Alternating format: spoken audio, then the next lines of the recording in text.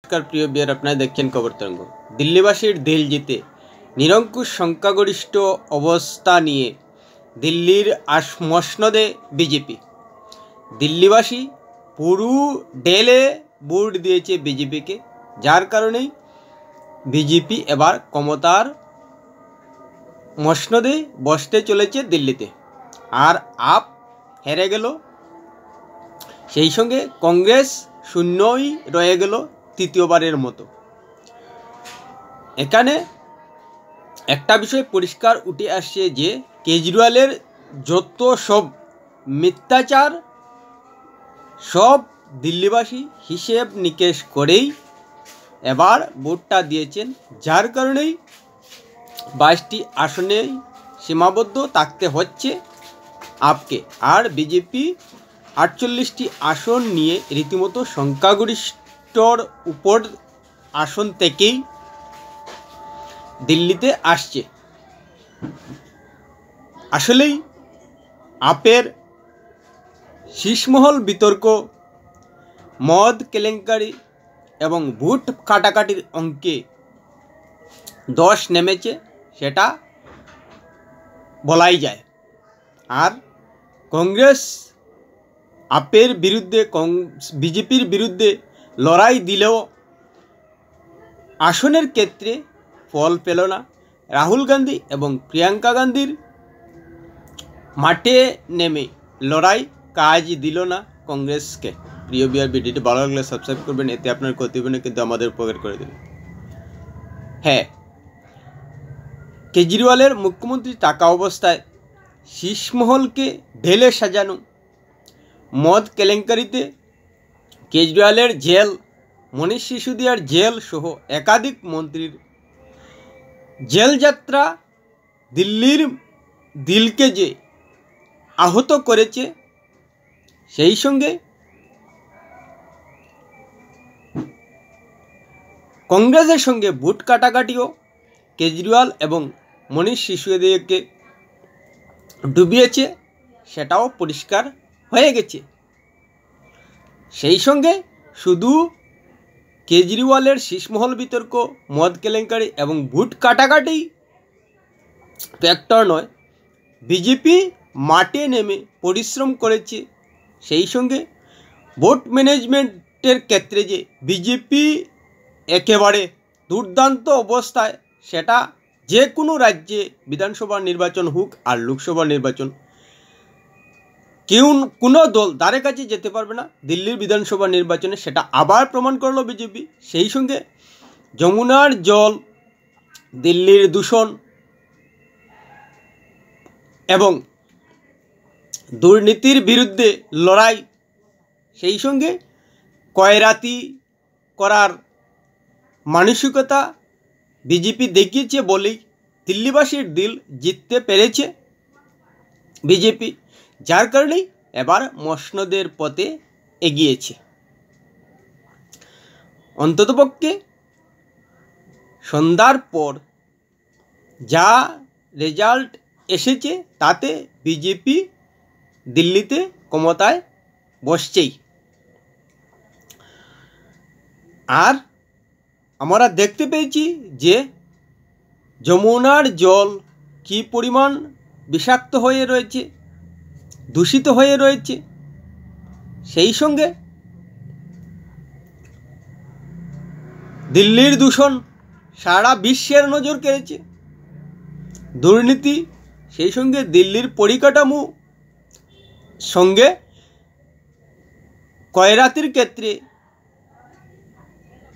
আম আদমি party যেসব সুবিধা দিল্লিবাসীকে দেওয়ার প্রতিশ্রুতি দিয়ে এসেছিল এবং দিয়ে যাচ্ছিল, সেগুলো বজায় রাখার গ্যারান্টি নরেন্দ্র মোদী দিয়েছেন।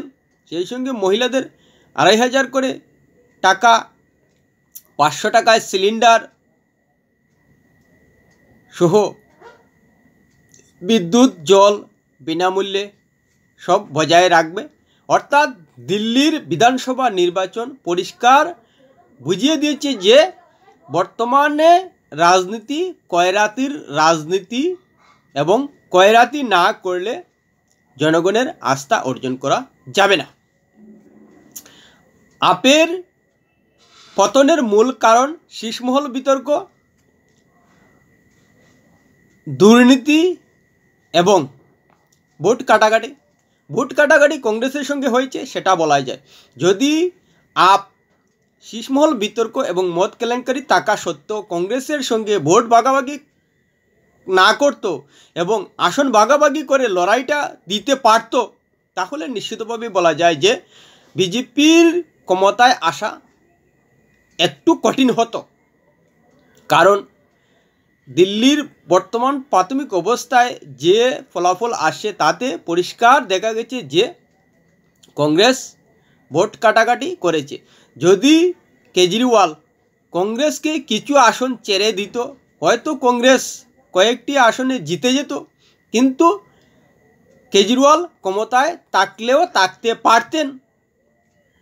কিন্তু অতি লোভ করতে গিয়েছিলেন কেজরিওয়াল, যার কারণেই কংগ্রেসকে শূন্য রাখতে দিল্লির বিধানসভা নির্বাচনে আসন ভাগাভাগিতে যায়নি।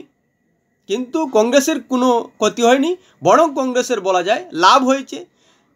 অন্ততপক্ষে কিছু ভোট তারা নিজেদের ঝুলিতে আদায় করতে সক্ষম হয়েছেন। যেসব ভোট চলে গিয়েছিল আপে, সেগুলো তারা কিছু পুনরুদ্ধার করতে পেরেছে এবং দীর্ঘমেয়াদে কংগ্রেস যে লাভবান হবে সেটা বলা যায়। এখন আগামী 5 বছরের মধ্যে আপের শক্তি কিন্তু ধীরে ধীরে কমবে, কিন্তু কংগ্রেসের যেহেতু সাংগঠনিক দিক দিয়ে একটা মজবুত অবস্থান রয়েছে, সেই জায়গায় দাঁড়িয়ে বর্তমান পরিস্থিতিতে যদি আপের সঙ্গে জোট না করে একক ক্ষমতায় এভাবে ফাইটটা দিয়ে যায়, তাহলে কিন্তু ধীরে ধীরে কংগ্রেস নিজেদের জায়গা ফিরে পাবে। আর দিল্লির বিধানসভা দেখিয়ে দিয়েছে যে বিজেপি লাগাতার ভোট ম্যানেজমেন্টের কারণে যেসব রাজ্যে হারার মতো পরিস্থিতি থাকে সেখানেও জিতে যেতে পারে। দিল্লির বিধানসভা তার জ্বলন্ত উদাহরণ। সেই সঙ্গে ওড়িশায় বিজেপি ক্ষমতায় ফিরতে পেরেছে, হরিয়ানা, মহারাষ্ট্র ক্ষমতার স্বাদ পেয়ে গেছে। এবার পরবর্তী টার্গেট পশ্চিমবঙ্গ।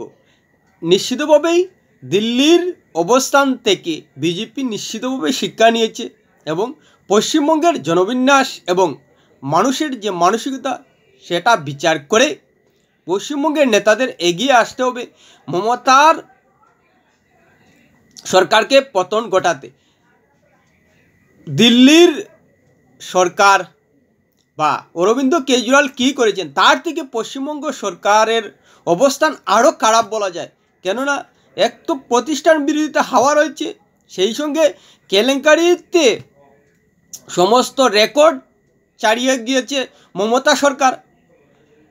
তুলাবাজ, সিন্ডিকেট, দুর্নীতি, শিক্ষা দুর্নীতি, স্বাস্থ্য দুর্নীতি, কোন দিকে দুর্নীতি নেই পশ্চিমবঙ্গে? সমস্ত দিক দিয়ে দুর্নীতি।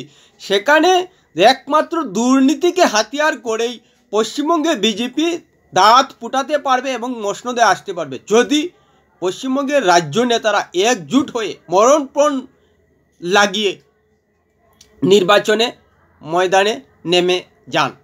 না হলে কিন্তু সম্ভব নয়, এটা নিশ্চিতভাবে বলা যায়। সেই সঙ্গে বিজেপির ভোট ম্যানেজমেন্ট রয়েছে। এছাড়া মুখ্যমন্ত্রী মমতার যে ইমেজ ধীরে ধীরে তলানিতে টেকেছে সেটাও দেখতে পাচ্ছি। আর এত সব নেতিবাচক প্রভাব থাকা সত্ত্বেও যদি বিজেপি পশ্চিমবঙ্গে দাঁত না ফুটাতে পারে, তাহলে কিন্তু পশ্চিমবঙ্গের আশা বিজেপিকে ছেড়েই দিতে হবে। আর দিল্লির বিধানসভার ফলাফল থেকে পশ্চিমবঙ্গ বিজেপির নেতারা যে এবার অক্সিজেন পাবেন সেটা নিশ্চিতভাবে বলা যায়। এবং সারা ভারতে বিজেপি যেহেতু প্রতিটা রাজ্যেই ধীরে ধীরে ক্ষমতার পরিসর বাড়াচ্ছে, সেই হিসাবেই 2026 সালের বিধানসভা নির্বাচনে বিজেপি যে পশ্চিমবঙ্গে সবাই একত্রিত হয়ে বিধানসভা নির্বাচনটা লড়বে সেটা এখন থেকেই আন্দাজ করা যাচ্ছে। প্রিয় বিয়ার, ভিডিওটি ভালো লাগলে লাইক, শেয়ার, কমেন্ট করবেন।